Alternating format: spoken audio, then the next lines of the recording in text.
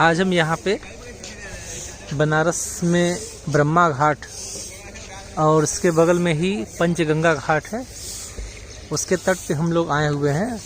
और यहाँ पे गंगा नदी का जो पानी है वो इतना ज़्यादा प्रदूषित है, आप देख सकते हैं कि एकदम ग्रीन जो केमिकल्स हैं, और लोगों का कहना है कि ये केमिकल्स कानपुर में फैक्ट्रियों के द्वारा छोड़ा गया है। तो आप इस पानी को देख सकते हैं कितना प्रदूषित है। और सरकार द्वारा जो 6-7 सालों से निर्मल गंगा अभियान चलाया जा रहा है, उस निर्मल गंगा अभियान का यह एक दुर्दशा है कि अरबों रुपए खर्च किए गए गंगा नदी को साफ करने के लिए, लेकिन आज स्थिति ऐसी है कि यह पानी इतना प्रदूषित है कि आप इसमें पैर भी नहीं रख सकते हैं। और चूँकि मैं इसका स्मेल ले पा रहा हूँ, ये बहुत ज़्यादा बदबू कर रहा है। और ये वीडियो मैं इसलिए बना रहा हूँ ताकि मैं सरकार और जो भी गंगा नदी से के अभियान से, उसकी सफाई के अभियान से जुड़े हुए जो अधिकारी है वो थोड़ा सा देखे, ध्यान दे कि किस तरह से इस गंगा नदी को प्रदूषित किया जा रहा है। और आम लोगों के द्वारा तो गंदगी कम की जा रही है, लेकिन जो फैक्ट्रियाँ जो कानपुर या अन्य जगहों पे खोली गई हैं, उनके द्वारा जो केमिकल्स जो प्रवाहित किए गए हैं नदियों में, उन कारणों से आप देख सकते हैं कि इस नदी के जो जलीय जीव होंगे वह भी प्रभावित होंगे। वे लोग जो इसमें स्नान करने आते हैं या वे लोग जो गंगा नदी में का भ्रमण करने आते होंगे, उनके लिए यह एक बहुत ही बुरा अनुभव है। और हम तो स्मेल कर सकते हैं, हमारी बेटी भी है, ठीक है।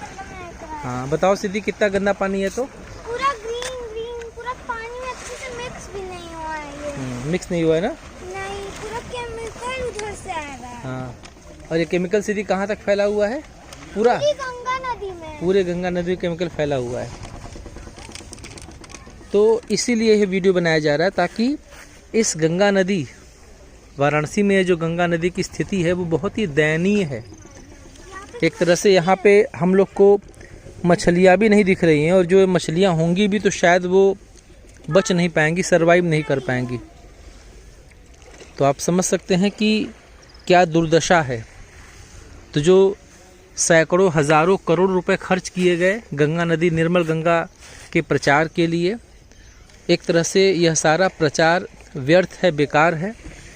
सरकार द्वारा जो नदी सफाई का जो अभियान चलाया जा रहा है वह भी बेकार है।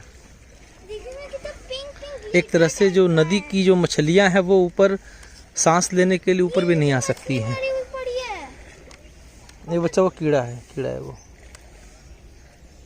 तो ये बहुत बुरी व्यवस्था है सरकार की तरफ से।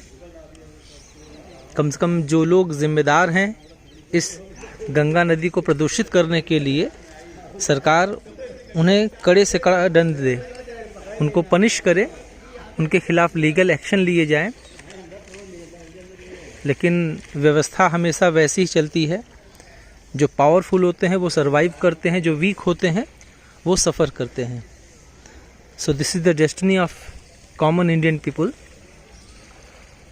और यहाँ पे आम लोगों द्वारा गंदगी शायद कम की जाती होगी, लेकिन यह गंदगी जो बड़ी बड़ी कंपनियों और फैक्ट्रियों के द्वारा जो केमिकल को प्रवाहित किया जा रहा नदी में, वो सबसे ज़्यादा दयनीय है। और ये प्रकृति के लिए, हमारे इकोसिस्टम के लिए सबसे बड़ा खतरा है। इसमें कुछ पिंक ग्लिटर टाइप। जय हिंद, जय भारत। क्या बच्चा? इसमें कुछ पिंक ग्लिटर है जैसे। और ये सब बच्चा उसको मत छुओ, तुम इसकी स्मेल सुन रही हो? जैसे लग रहा है कि कोई पेंट है। इसका स्मेल ऐसे लगता है जैसे मानो कि कोई पेंट है। मैं तो चाह रहा था कि काफ़ी दूर तक जो है मैं आपको इसका दृश्य दिखाऊं, और वास्तव में ये पिछले 2-3 दिनों से गंगा नदी की ऐसी स्थिति हुई है।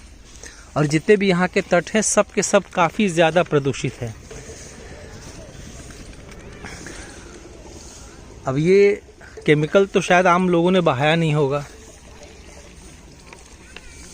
और सीधी को कुछ करना है? कुछ बताओ। पहले गंगा कितना साफ था, अब कितना गंदा हो गया है। पहले गंगा एकदम चमकती थी, हम्म। एकदम ग्रीन ग्रीन हो गई। चलो बच्चा, ऐसा इन सब का कुछ होगा नहीं। पापा देखिए इसमें केमिकल है। हाँ। पानी में केमिकल नहीं मिक्स हो पा रहा, उसके ऊपर फ्लोट कर रहा है। हाँ, ये भारत की दुर्व्यवस्था है। केवल ड्रामेबाजी होगी, केवल करोड़ों अरब के हो सके। मर जाएंगे। केवल ड्रामेबाजी होगी, करोड़ों रुपए के पैसे खर्च किए जाएंगे, प्रचार होगा अरबों का, और उसके बाद नदी की स्थिति वैसी की वैसी रहेगी। चलिए, सरकार को ढेर सारी बधाई इस प्रदूषण के लिए, इस जलीय प्रदूषण के लिए। आओ सीधी चलो, चलो, यहाँ देख करके दिमाग खराब हो रहा है मेरा।